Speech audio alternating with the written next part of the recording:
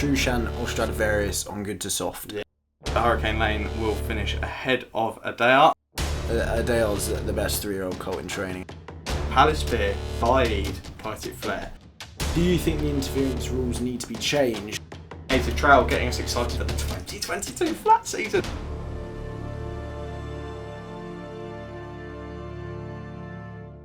Hello and welcome to the Next Gen Racing YouTube channel for our feature video, which is a review of the weekend's racing. And well, let's get away from the racing start of all. Sporting weekend, probably one of the best sporting weekends I've seen all year. Emma Raducanu, we talked about on our last show. She did it. She won the US Open. Absolutely mad that. We had the F1, an absolutely dramatic F1 with Verstappen and Hamilton crashing out. We had Ronaldo scoring back in the Premier League. We've got the darts for the World Cup of Darts is back. The NFL is back. And then we had Group 1s absolutely everywhere. What a weekend, Jack. It was absolutely breathtaking. I mean, weekends like that, they don't come along often, do they? So, I mean, the amount of times I had to try and pinch myself and cherish it. I mean, we'll talk about the Irish Champion Stakes, but I mean, that camera angle, as you saw, three abreast, the three main protagonists come together. I mean, it was absolutely breathtaking, and I can't wait to do it all again. I really can't. It was absolutely sensational, and there were quite a few shocks. I'm sure Jack and I will dissect a few of those in a second. We'll go through the racing. We'll start at Doncaster on Thursday, and we'll quickly discuss the May Hill Stakes, which was won by Inspiral, who's now short price for the Guineas. Now, speaking to Dave from the finishing line last night, saying he sees this horse as potentially more of an Oaks filly in time. And I said to him, I don't really want to be talking about a Gosden horse going to the Oaks. Anzi posted again after Indigo Girl's come out and done what she's done this season. But Inspiral, do we think she's probably one of the best 2-year-old performances we've seen this season, and probably one of the best 2-year-olds in training at the moment? I'd say one of the best 2-year-old fillies in training. Yeah. I'd say there's probably the colts perhaps look a little bit deeper than the fillies at the moment. Of course, you had the likes of Discoveries and whatnot come out at the weekend, which was quite handy. Garth ran well as well, I thought. But no, it was quite a nice performance, wasn't it? It was one of the best juvenile filly performances, probably the 100%. Best juvenile filly performance we've seen. I know it wasn't the deepest race. If you look what she beat, she didn't really beat much, but I mean, she took a little while to get going. But as soon as she did get going, with a couple of taps behind the saddle, she did forge clear. And I mean, she's definitely warrants favouritism for the Guineas and of course the fillies mile. Yeah, and she's I mean, the horse does take a long time to get going, but the side, Frankel's horses tend to take a while to get going some of the time. I've noticed it a lot with Frank's horse. They sometimes get revved up a bit and then suddenly you see the turn of foot that Frankel used to show. But I think in Spiral, it's, we have to wait and see. The horse is going to go to the fillies mile, potentially take on some much better fillies in that race, and then we'll see really how good potentially she is. But yeah, favourite for the Guineas, and a lot of people thinking that she's going to be more of an Oaks filly in time. And also on the Thursday, it was the Frankie show. Free Wind went and won the Park Hill Filly Stakes. Now, Free Wind has come out of absolutely nowhere as a horse, improving run from run. It was kind of the filly St. Ledger, I like to call this, but she was absolutely exceptional. Discussions were sort of over the fillies and mares at Ascot, which I think she's around 5-1 for, or is it the Prix Royale is the other one over in France. I mean, where would you potentially send this horse? We'd like to see this horse in the fillies and mares, which, who knows, Wonderful Tonight's out for season, may not have gone here, potentially after the Art Weekend. Snowfall's disappointed over the weekend. Potentially Free Wind could be a worthy fillies and mares contender now, or do you think they'll go to France? I don't think she really wants the test of the Royale Year. Of course, it's over, I think, a mile 6, mile 7, but it will be more of a test than the mile 6 she got here. The ground was in her favour. She quick and clear nicely, but I think it would just be too much of a test. I think the pace that she showed and the speed that she showed in the final 2 furlongs, she'll definitely be able to drop back. 100%. And I think if you look at that mile and a half fillies division at the moment, it's a little bit up in the air. You don't really know where anyone or anything's going to go. Of course, with Snowfall having a lacklustre performance, which we'll come on to, and Love and the likes of that, so it is all kind of up in the air at the moment. And I think Free Wind is a great contender. It kind of reminded me of Ember Haas winning this in 2019. It was very impressive, and I mean, she did it by any kind of margin. So yeah, I would drop her back instead of sending her over to France. I knew they were kind of edging towards France, it sounded like, from the interviews with the owners and trainers. But I do think that the fillies and mares would be the right option. Yeah, and I think the division, like I say, is kind of weakening with the fillies and mares, and potentially she could go off quite a short favourite if going for that race. I would have thought very short for that race if definitely being declared for it. So we'll have to wait and see with Free Win, but she does look exceptional. And then just the one race we're going to look at on Friday, and it was the Doncaster Cup. It's Stradivarius. Now, Oh, it was so good to see him winning like this again. I actually said it in the preview that he doesn't go and win races like this anymore, but he proved that the old Stradivarius is still there. Potentially, well, it wasn't a great field, but Alerta Roya was, I mean, £18 the horse gave Alerta Roya and absolutely destroyed her. And then your beloved Naya Frode was back there as well, plugging away. But Stradivarius, I mean, I said last night that the staying division, now Subjectivist's outfit, is very weak in terms of the staying division. The only horse that I think could beat Stradivarius is Trushan, but Trushan needs to have his ground. I think if it comes up good, maybe even good to soft at Ascot, I think he's going to be a tough contender to beat. What about yourself? Yeah, that is the age-old question, isn't it? Trushan or Stradivarius on good to soft. Yeah. Hopefully we get to see it. I'd love to see it. I mean, I've been a bit of a badger looking at the long-range forecasts at both France and Ascot, and it's actually looking relatively clear. Okay. So if I was going to make a long-range prediction, I'd probably say we're going to be either good to soft or good to soft in places, which means they should both turn up. I mean, Trushan's becoming a little bit of a luxury horse, isn't he? He kind of runs when he wants, but it has to be perfect for him. He doesn't want to be beaten. Of course, he's still giving weight to Stradivarius, which we need to take into account as well. £3 that he'll be giving him on Champions Day, but I mean, it was second to none, wasn't it? I mean, anything that you wanted to see. I was getting worried about Frankie's neck. I mean, he kept looking back to see where Jamie Spencer and Rodrigo Diaz was. Right.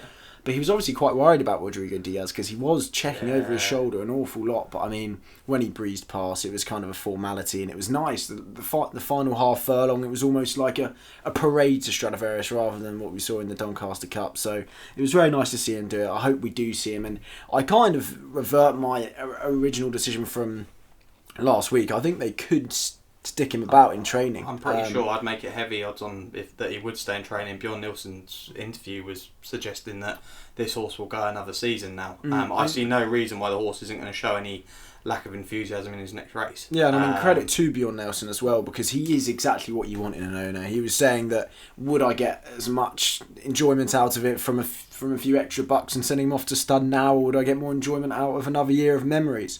And I think that's absolutely what you want owners like that in the game. You want them there to be fans of the sport as well as to make cash off it. So, I mean, credit to him, and hopefully we see Strad back again next year. Yeah, I really do. I think he's going to be competitive next year as well. I mean, unless something comes out of the Aidan O'Brien yard or someone like that who's going to turn out free. Hurricane Lane steps up to 2 Exactly, yeah, that's the only thing that I can see happen. But I think the division is quite weak, and hopefully they don't retire him. And just quickly on retirement, I'll ask for a quick word. Altior, I mean, I say sadly he's been retired, but I mean, I think it's a right decision, and he keeps his huge legacy. I absolutely love this horse. Followed him since that Supreme, and he's been an absolute superstar since. I mean, just a quick word on Altior. Yeah, I mean, he was a true champion, wasn't he? I mean, the grit and determination he showed in that second champion chase, he would just never back down, would he? I mean, he was kind of the epitome of equine excellence, wasn't he? He was an absolute battler. I mean, if you look at that Supreme Novices hurdle, you've got Min, Beauvedere, Petit Mouchoir all in behind. I mean, he jumped a fence like there was no tomorrow. If you look at like him trying to clear a fence in slow motion, there's the video doing the rounds this evening of him clearing a fence in slow motion. It was just effortless. I mean, it was just art in equine form, and I mean, he'll be sorely missed. Yeah, and Mick Fitzgerald's going to be having that horse, I think, after they've got an open day coming up. So Mick Fitzgerald, I'm sure, is going to have a lot of fun with him. I'm sure he will.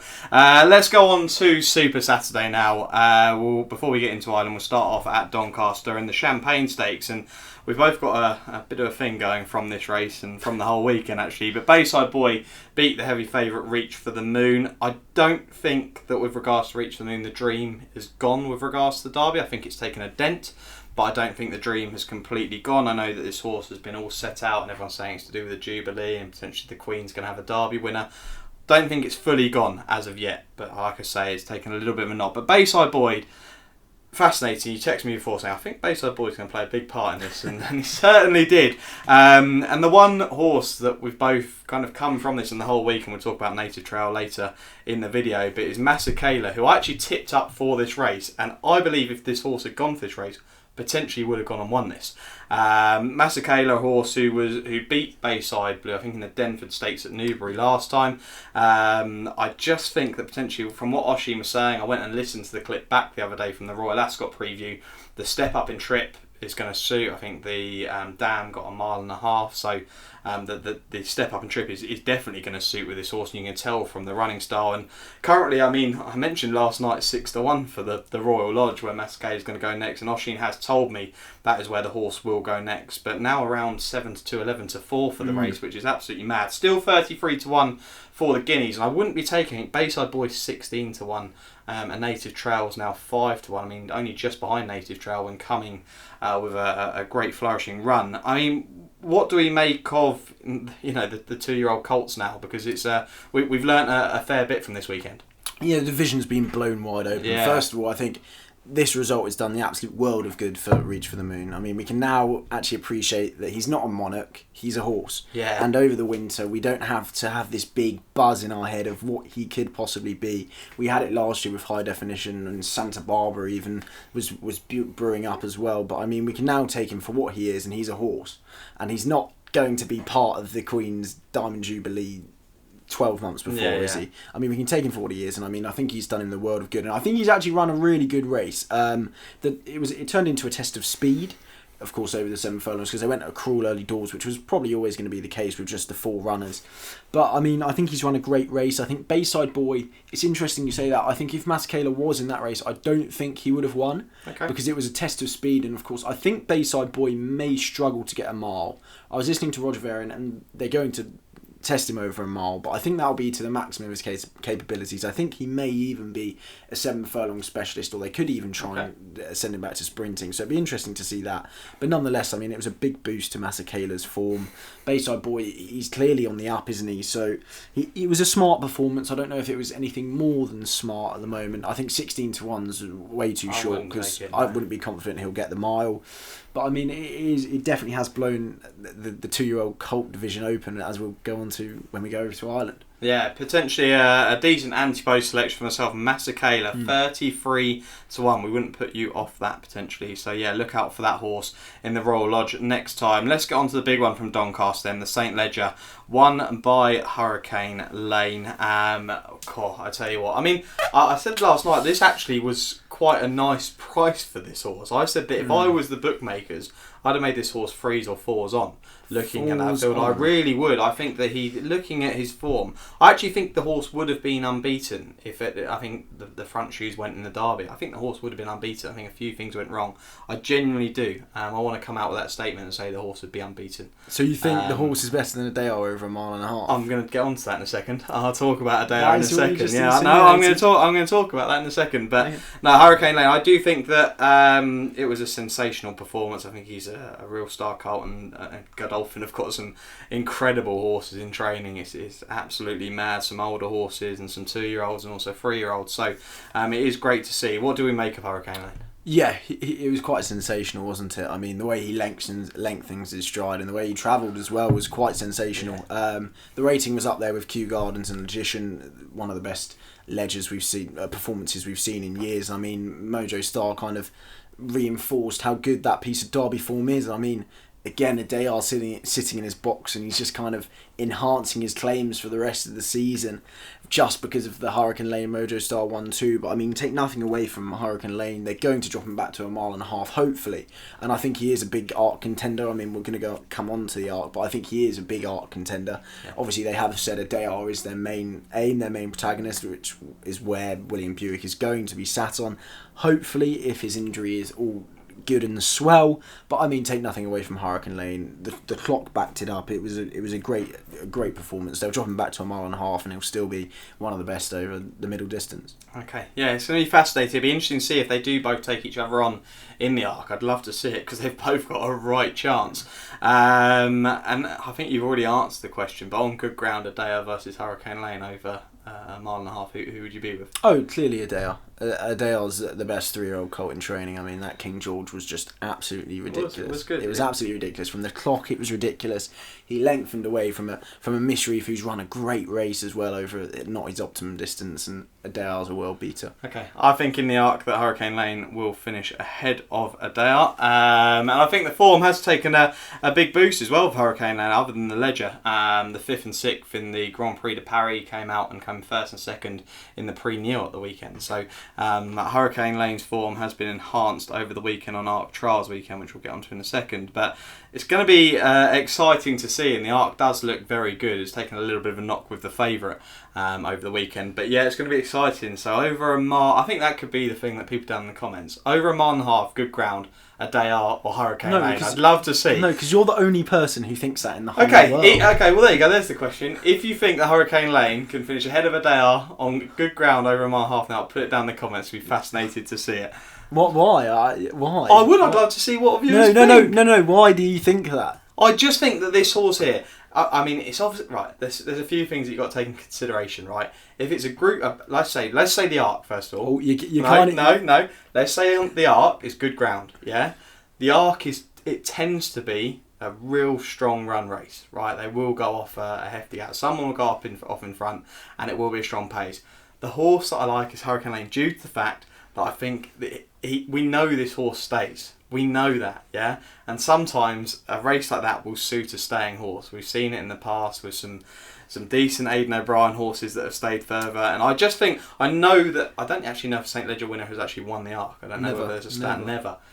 Always a first. So that is going to be... I genuinely think the Hurricane Lane... I don't think Buick will pick the horse, but we know that jockey bookings don't necessarily mean too much. It might be that Doyle ends up on this horse, and I would not be complaining about Doyle being aboard this horse over in France. So we'll have to wait and see, but I do think that it's going to be a fascinating tie. I just don't think there's much between them over a mile and a half. I genuinely don't. Let's go over to Leopardstown now, and the Matron Stakes. This was... we won't go on to this for too long. No Speak Alexander won this race. Ryan Moore...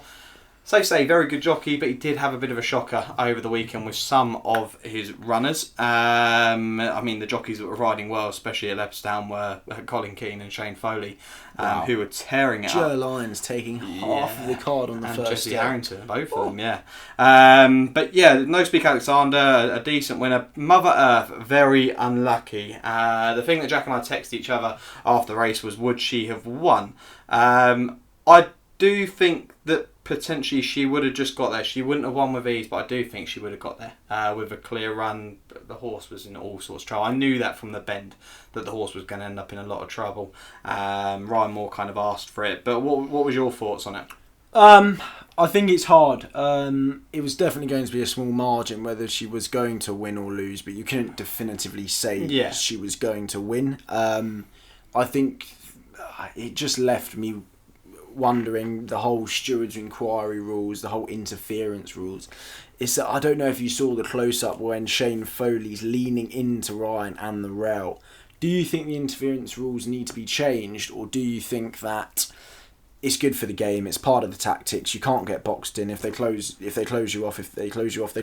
There's obviously a rule in place where you've got to be in a certain amount in front of a horse to be able to cut in. Like, it's dangerous riding if you don't. You've got to make sure that you know what's going on beside you and behind you. Let's not forget as well, I mean, we'll go on to Ryan's ride in some but Shane Foley's got a 5-day ban, so they've admitted that it was careless riding. Yeah. Yet, is that enough? I mean, a 5-day ban for a Group 1 win. I mean, any jockey, if they didn't have a bigger booking on another Group 1 in a few days, they'd take that with a heartbeat, wouldn't they? They would, exactly that. And I think the one thing is, with regards to Mother Earth, because I think she finished third, is that right? She wouldn't have won the race had there been a steward's inquiry and deduction in places. Mother Earth would never have won it. So, I don't know. The rules will clearly be looked into. I know a lot of pundits within racing have discussed that, and everyone has different opinions with regards to it. I think there will be a few more safety measures added. It seems to be the way we're going. Health and safety is becoming a massive thing in all sports, and it'll be fascinating to see. But it is what it is at the moment. We see interference within racing. Sometimes you can't control a horse. So what would you do though in a situation like that? What's your outcome? Would you say what would you be doing there? Would you chuck No Speak Alexander out? Would you be giving Shane Foley a bigger ban? Would you be levying some other consequences on it for the ride? No, I just think at this stage that I think the ban is the only thing you can do. I mean, I'm not part of the the BHA or the Irish equivalent. But I just think that they'll probably look into it. But you're not going to have horses like they do in the Olympics have lanes throughout the whole races. Do you know what I mean? You can't do that. So it's one of them. I don't know whether you've got a massive opinion on it, but it's something that I'm sure will keep getting reviewed, but I don't think will change quickly. No, because I can kind of see both sides of the argument. Obviously, if you're on the receiving end of it, like we were with Mother Earth, there is obviously that annoyance about it, because you can look at it and the best filly didn't win. I mean, Mother Earth is a better filly than No Speak Alexander, and if we want to see the best win the best Group 1s there are, then obviously it is a hindrance to that. But at the same time, I also love that the tactics, and you can't be allowed to sit in a pocket and just think this gap's going to open and the tide's going to separate for you. So at the same time, it is interesting to pick apart both sides of the argument, but I think something does need to change, because it's very clouded all over the world, interference rules. I mean, in Australia and America, you get thrown out straight away for that. In France, it's a little bit different over here, and in Ireland, it's still a little bit different, and we've seen inconsistencies lately. So whatever it is, I think it needs to be made consistent, if not in the world. I mean, it definitely does need to be in Britain and Ireland. Yeah, and we see a lot of Aidan O'Brien's horses in some of the big races, especially a few years back, where they box horse in, like tactically, 5 in a race, and there might be a heavy favourite for Godolphin or someone like Siskin that. in the Irish 2000. And the horse, they'll try and kind of box the horse in and make it difficult for it, and there's nothing officially in the rules that says that can't happen. So maybe something does need to be done, and like I say, I'm sure they'll look into it moving forward. Let's go to the big one now. It's the Irish Champion Stakes. The finishing order for the top 3 was St Mark's Basilica, who was sensational, Tarnawa second, and Poetic Flair was in third. Potentially, I don't know whether I read this right when I spoke to you, one of the best races you've ever watched. Yeah, I honestly, I thought it was an absolute mouth-watering race. It was anything you could have wanted. Patrick Sarsfield setting that slow pace. Yeah. It was the slowest run renewal of it in the race's history in 45 years. So it turned into a sprint. I mean, they ran 23 seconds in the final 2 furlongs. But I mean, the camera angle as you turned and saw 3 of them 3 abreast, with Tarnawa looking like she was going to make that bold challenge, and it just made it even more exciting. How the camera angle, you couldn't quite tell if Poetic Flair or St Mark's Basilica had their nose in front. I mean, you couldn't ask for more in a horse race. Of course, again, we have the interference issues. But I think if there's one thing to take out of it, it was the perfect arc aperitif for Tarnawa. She is unbelievable, isn't she? Yeah. I mean, to win a 10 furlong sprint was right down St Mark's Basilica or Poetic Flair's street, and she's managed to get second there. I don't know how it was second if you look at the camera angle. I still didn't work that out whatsoever. But nonetheless, I think it was testament to her class, the way she's managed to stick with one of the best milers in the world and the best 1.25 mile colt in the world. Because she's that classy. I mean, she's 1.5 miles. We know she's better over 1.5 miles. She is a worthy ARC favourite. She has a lot of stats to defy as a 5-year-old mare. But, I mean, she's only helped her credentials there. And, I mean, ADAYAR sitting in his box, probably quaking in his boots looking at that. Okay. And also, quick mention for Poetic Flair, because, my God, there may be a few better horses than him, but none match his determination or his grit, do they? He's an absolute warrior. I mean, over a mile 2, he's bumped into Palace Pier, St Mark's Basilica and Tarnawa, for God's sake. I mean, he is just an absolute warrior. I mean, where they send him next, I don't know, but I think he is turning into one of my favourite colts, just because this is what you want to see in a flat season. You want to see someone campaigned like this, take every Group 1 they can and just give their all, and you know he's definitely going to do that. Okay, I have 3 questions in regards to each of the 3 horses that I want you to answer, because people want to hear opinions. Right, St Mark's Basilica to begin with. I mean, the incident that happened with regards to the horse going right across the track and a cameraman sticking, he was there for ages. But one of them that actually stayed, but a lot of them are gone. He was there trying to get the perfect shot. I've seen them.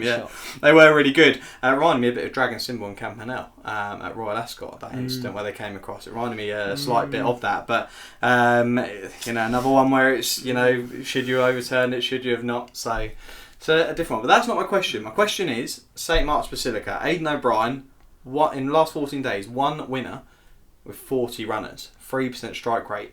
Could we mark up the performance from St Mark's Basilica based on potentially the run of form for the yard? Yeah, definitely. It's just a testament again to his class. You look at Mother Earth, no luck in running. Bolshoi Ballet had irregularities with his vaccine. And then you look again at Point Lonsdale, who we'll come on to, and of course Snowfall again, who we'll come on to. It was a horrid weekend for him. But for St Mark's Basilica to do that, that was the gold medal. That was the big task of the weekend. So Ryan got that done, which is a pat on the back, but I'm sure he would have liked a few others as well. Okay, next question. Second horse, Tarnawa or Tarnaqua. Yeah, you hate it. Tarnaqua, would she be your number one contender for the Arc at this stage now? It's so tough between her and ADAYAR, but I'd probably favour ADAYAR. Okay, just for quick reasons. Obviously, getting the £3 from Tarnawa. Tarnawa was very speedy, and I think the staying ability which ADAYAR had in the Derby on the testing conditions compared to the speed which he showed to lengthen in the King George in that really quick time, he showed how versatile he is. And Tarnawa, although she is improving, I think ADAYAR has more scope for improvement than Tarnawa at this moment in time. Okay, and then the third horse, Poetic Flare. Potentially, like you said earlier, looking at long-term forecasts, good ground or good soft could come up on Champions Day Ascot. Going to the QE2, there is actually discussions, and it's not been ruled out this horse might drop back to a mile as well as St Mark's Basilica, but I'm not going to talk about that horse. But we look at the top three in that bet at the moment: Palace Pier, Baaeed, and then Poetic Flare. Right, it's a hell of a race on good to soft ground. I want your tricast on that ground. On what ground, sorry? On good to soft in places. Good to soft in places. Palace Pier, Poetic Flare, and Baaeed. Okay, that's what I'd say. Still got a few question marks with regards to Baaeed. Yeah, and he definitely doesn't want any given the ground. Okay. If we got good to soft in places, I reckon they'd give him a go. But if there's anything with soft in it, albeit good to soft, I don't think they'll really want to go. They kind of want some summer ground, whereas Palace Pier is as versatile as they come. Yeah, and if it's soft or heavy, alcohol-free will climb all over them. Simple as that. Not allowed to do that. Not allowed to do that. That's definitely not interference. No, so alcohol-free would be a decent pick, I think, especially towards the end of the season. It happens a lot on Champions Day with horses potentially having a long season. You can get a few shocks, but I don't think she'd be a massive shock if she were to win it on soft or heavy ground, but we'll have to wait and see. But a hell of a race, and big congratulations to the cameramen at Leopardstown, because they did such a job. I mean, we're not just talking about the ones that stood there, but also the ones filming it, because the camera angles made the race so exciting. And Jerry especially Hannon the ones, as well. Jerry Hannon, he does such a job, doesn't he, in the big races, but the car going alongside them, that was such a good shot, and I'd like to see that more and more. Another favourite camera angle I have is Cheltenham when they swing it. I love that camera angle as well. That's another one of my favourites. But yeah, we're not cameramen, so let's just get off that conversation now. Sunday, the Curragh. I'm looking forward to going out to the Curragh again next year for the Irish Derby. I love the course. We'll quickly discuss this because it could be to do with the form of Aidan O'Brien's yard. But Love was beaten by Le Petit Coco in the Blandford Stakes, who has shortened 5-1 for the fillies and mares on Champions Day. That's now been confirmed this evening that's where this horse is going to go next. With regards to Love, the question is obviously that the horse is running in decent races. They could drop back to a Group 3 next or a listed race, but do you think she'll be retired? Yeah, I think she is. She's obviously had a great campaign last year. She hasn't quite hit the heights of last year, but I mean, we said it at the beginning of this campaign. How good actually is she? Because she hasn't really beaten all that much.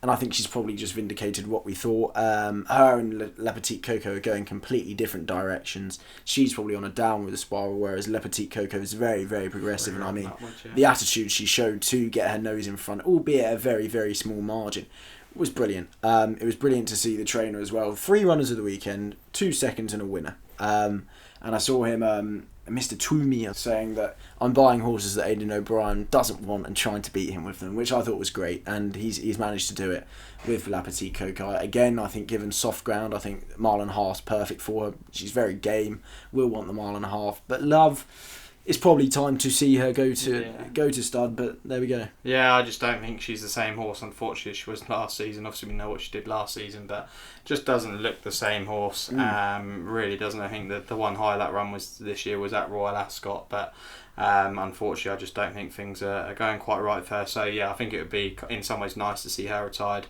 as well this season. But we'll go on to the Flying 5 now. Bit of a shock, won by Romantic Proposal at 16-1. Glass Slippers. Loads of people said the horse could have been ridden better potentially, but I think the big aim for this horse will be the Breeders' Cup to go back there. I actually think Glass Slippers will be tough to beat at the Breeders' Cup. I think Glass Slippers is still a classy horse. Winter Power, as you said, and you were probably right, a York specialist. I was what? You were right. I agree with you sometimes. Oh, thanks, mate. And we'll both agree on this, is that finally they're going to realise with Dragon Symbol that 6 furlongs is where this horse needs to go. Well, we hope, but we kind of know. Sheena said the big plan is to go to Champions Day over 6 furlongs, so can't wait to see the horse back over that distance. A few other horses in the race that were Rohan. I mean, what did you make of it? Because there was a few performances where you might have been a bit shocked by how the horse ran, but potentially you look at it and go, well, actually, that horse could go somewhere and still win a decent race. Obviously, Rohan was the eye-catching performance, but I think the way things panned out, it kind of flattered him. He was going past beaten horses. Yes, he'll be better going back to 6 furlongs. I don't think he's going to excel to new heights going back to 6 furlongs. I think he'll probably go back to the heights which he already did have, which was probably a low group performer, but definitely not a Group 1 performer. Yes, it was great to give away that many lengths and then finish as he did, but as I say, I think it just kind of accentuated how good it really was. I don't know, don't get me wrong, credit where credit's due, it was a great performance. I just don't think it was as good as people are trying to make out. I think 9-1 for the champion sprint is very short, and it's very easy to pick out the horse that's staying on. You look at Fakira for the Albert Bartlett last year, always staying on, but I mean, if you go that horse 5 miles, it'd still be staying on. So interesting there. I think Romantic Proposal was brilliant to see for Eddie Lynham to get that winner. I think that the mare, she was bought by Eddie's daughter Amy and went on to win, so it was a family affair. The Sprint King, as he's known, he's managed to do it again. I mean, she travelled like a dream. Everything panned out for her. Of course, was in the Sapphire Stakes behind Moonista the time before when having to be switched left and didn't really get a run. Watched that back as well afterwards. And yeah, I mean, it was great to see. Yeah, fascinating to see. And yeah, like I say, the horse I'll take out of it, Dragon Symbol for the Champion Sprint and Glass Slippers for the Sprint over at the Breeders' Cup. Do you think Dragon Symbol will ever win a race? Yeah, and he's going to win the Champion Sprint. Don't he's always that doesn't like to win. I don't like this. I hate hearing this with this horse because I think the horse might want to get to the front as late as possible. I think there's one thing, because we saw that in the Commonwealth Cup with the horse, when the horse did get to the front, wandered all over the show, got a bit lonely out in front. But I think the horse will. I think the horse is going to have a big day. I genuinely do. I think at the moment, I do think that is one of the better priced, more confident selections for Champions Day at this stage. Yeah, I agree. I'm going to be fascinated to see. Unless we get that good ground. I'm going to go absolutely nuts at Ascot if Dragon Symbol goes and wins that. We say unless we get good ground, but they seem to think that good ground is what the horse needs, which I still question as well. There's plenty of question marks. It's interesting because I don't think he probably benefits more from it. It's just on heavy ground, he's one who actually handles it, whereas the others don't handle it. Yeah, I think it's probably one of his best performances this season as well. Oh, it's best, without that's doubt. What I mean, yeah. So we'll have to wait and see, but a fascinating renewal of the Flying Five, a few horses to take out of that. The Moyglare Stakes, we'll go on to just quickly have a discussion. Discovery's won that full sister to Alpha Centauri, a horse that I really, really loved, and I'd still never forget Alpha Centauri telling Jessie Harrington that horse should have gone to the Sussex the year that I said to her, before, what was it, a couple of months before the Sussex, saying you should have taken the horse to Sussex the year that Lightning Spear won that race. Alpha Centauri would destroy, especially with the weight allowance, that would have destroyed Lightning Spear. And I still think that she's out there thinking, God, I need to find that guy. He's going to be our new racing manager, because he would have made a right decision that day. We'll have to see with Discoveries how good she could potentially be. I don't know whether the fillies miles where she's planning to go. I don't know whether it's been mentioned or if they mentioned it at the age. Yeah. So it'd be interesting to see her come over and take on Inspire. Well, that would be really great to see. With regards to the Discoveries, I mean, I don't know whether we know too much as of yet, but we'll learn a lot more in the future. Yeah, of course, reverse that form with a Garth. And also, Jessie Harrington, if you are watching, here he is. Yeah, I'm here. Like, race manager. Honestly, our email is somewhere in our Twitter bio or somewhere. You can give us an email and look, I'll come over there and tell you where to send some of your horses. Goodness me, I'd hate to see where Could you imagine? Going. I'd hate to... Alpine Star is going to the Supreme Novices. I'd hate to see what you'd be doing. But of course, Discoveries is also a half-sister to Alpine Star. So kind of running in the family there with a lot of promise. But I mean, she's one definitely to take out, but I'm not going to be getting too excited about her just at the moment. Okay, yeah, definitely. Be fascinated to see how she runs in the Fillies Mile. The Vincent O'Brien National Stakes Native Trail beat Point Longsdale. I want to give a big mention for Ebro River, who ran an absolute stormer in the race, the last one off the bridle from what I could see. The horse was held onto for a long time. I think Ebro River is actually improving a lot run for run. and he's getting better run for. I know he's won a Group 1, but I genuinely think that I don't think the Group 1 he won was a majorly strong Group 1. I think that race was obviously going to be stronger. But Ebro River, I definitely would follow this horse. It'd be fascinating to see what kind of campaign they go on with Ebro River. But Native Trail, I'm glad that we still have a decent unbeaten 2-year-old colt at the moment. I was hoping we were going to get that from that race. One of those two was going to go and win it. Point Longsdale, whether we're going to blame down to the Aidan O'Brien form, the yard form, it's up to everyone to make their own decisions with regards to that. But Point Longsdale looked an awkward ride. At one stage, it took a while for the horse to get organised. I don't really know what to make too much, but Native Trail does look very good. Shades of Pinatubo. I hope that the horse does train on, and it sounds like from the yard they think the horse will. I actually gave the horse a mention a few weeks back on the channel to say that he could be a really nice 2-year-old for next season. It looks that way, Jack. 5-1 at the moment. I think best price for the 2,000 guineas. Yeah, well, Point Lonsdale, I think this weekend, if anything, has just brought us back down to earth from the Chesham form. We were getting very carried away thinking Point Lonsdale and Reach for the Moon were light years above everything else in the juvenile sphere. But, I mean, this weekend has clearly reinforced that that's not the case. And, I mean, Native Trail, he's clearly put himself to the top of the 2-year-old tree with this performance. I mean, he's got a remarkably long stride length. And, I mean, considering he was still green until about the last 150 yards. And also, there was ease in the ground. It was good, but I mean, the times on the days kind of suggested it was good to soft. So considering he didn't want the ease in the ground and he was green, I mean, it was a very, very exceptional performance. I mean, he's definitely a very, very worthy 2,000 guineas favourite. 5-1, I'm not exactly going to be jumping on that, as you've seen. 3-year-olds not trained on this year more than ever. But I mean, as he does have that long stride length, I mean, a mile's a given. He'll probably go further in time as well. And he is very, very exciting. Yeah, he really is. So I'm looking forward to seeing. Probably the Dewhurst will be next to that horse from what I know. So excited to 7-4 favourite for the Dewhurst. Wow, okay. Point Lonsdale 6-1, I think. Yeah. Which is interesting. Be interesting to see whether the yard form of Aidan O'Brien turns, and that could be fascinating with regards to Point Lonsdale, see if Point Lonsdale could come on and reverse the form. It'll be a really interesting battle, that one. And we'll quickly discuss the action over in France for Art Trials weekend. Some really decent performances. Deep Bond, its name into the ARC contenders. Now it's interesting because the Japanese always have an ARC contender. They always get excited. And they've also got Chronogenesis. Chronogenesis, what did you tell me as we came on there?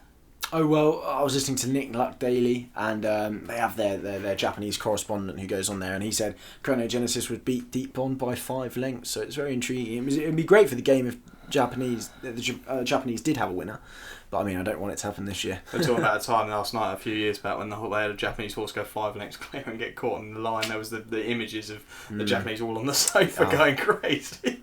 But yeah, no, hopefully it'd be nice to see them have 2 contenders in there, 2 potential decent contenders in there, so I have to wait and see. Then the big story would be the 2-9 on favourite Snowfall.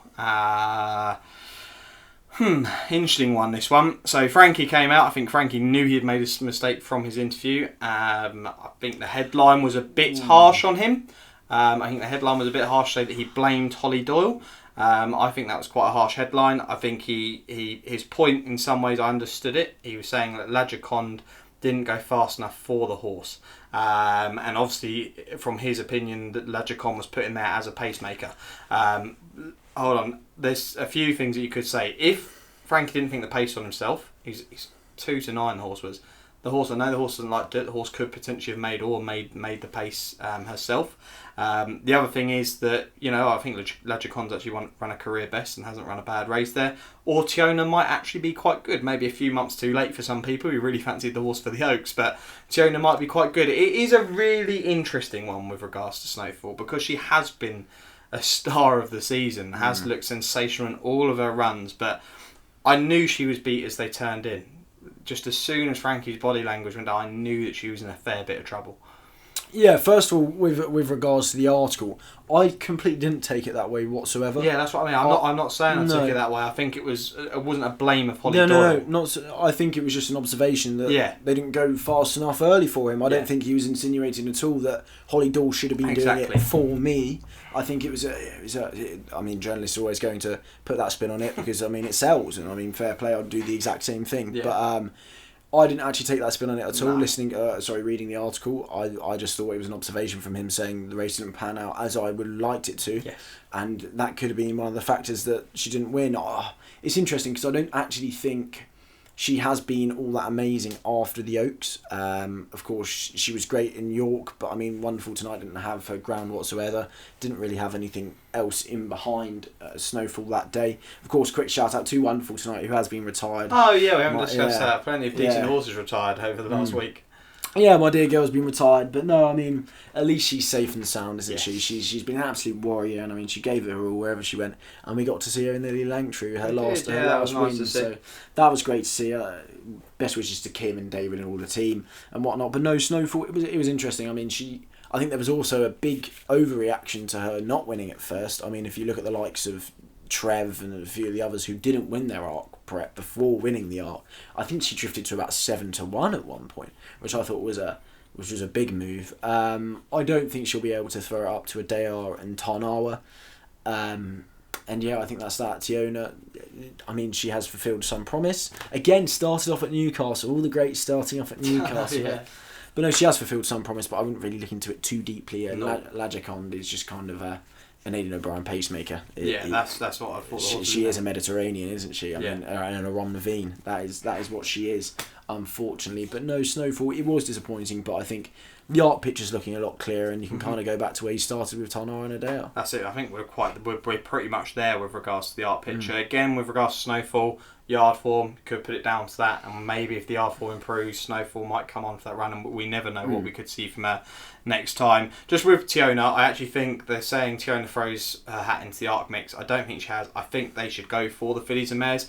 I think she's got more. Obviously, she's going to have more of a chance than the fillies and mares. I know there's only one ARC, but I personally would go there. She is 5-1. She's been back from 16 into that. Would you be in the same opinion potentially? I'm not sure, because I think Free Wind and La Petite Coco both have a strong hand in the fillies and mares. So I think if Roger Vaughan was going to roll the dice, I think the ARC's probably the role that he'd land on. I mean, it's not exactly every day he kind of has an ARC contender, is it? One ARC, So there is only one ARC, and I think if he's going to roll the dice, it better be this year. Yeah, and fair play to that team, because they really haven't given up with Tiona. And a lot of people, like I say, fancy the horse for the Oaks, but she's finally coming very good, so it'll be exciting to see what she does next. And I'll quickly ask you then, before we go off, your favourite moment from the week, and I think I probably know. Oh, that's a... Yeah. I'm going to give a big mention to Sonny Boy Liston winning the Irish Ledger as well, because I mean, I just love the enigmatic Johnny Merton, and of course the cool as a cucumber 19-year-old Ben Cohen. Yeah. And I mean, Sonny Boy Liston and Ben Cohen coming into the parade ring after and getting a guard of honour almost from his fellow jockeys was just a testament to how much he is respected by his fellow jockeys. And I mean, it was brilliant, wasn't it? It was so easy to get to the front too early with a Robin Levine going off at such a pace, but I mean, he absolutely timed it to perfection.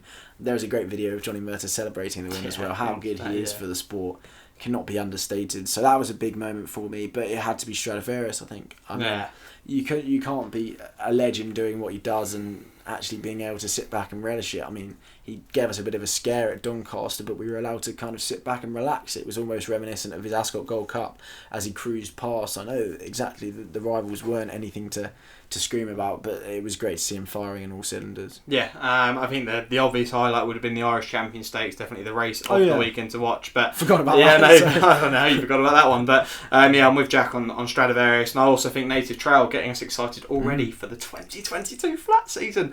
Guineas isn't far away. The Guineas isn't far away. I can't wait for the Lincoln. I can't wait for the Lincoln. Ornate. Next year, one more year. It's ornate year next year. But yeah, that's it for our review, our feature video this week. We will be back with you guys on Thursday with probably a short weekend preview. We've got the Air Gold Cup to look forward to. Hopefully Jack and I can pick a big prize winner out in that, and we've also got some group action at Newbury with the Mill Reef. Yes, we have indeed. And hopefully Jack and I will give you some of our best bets from the weekend from elsewhere, having a look at the racing. But yeah, do subscribe if you haven't already. Thanks for watching, and we will see you on Thursday.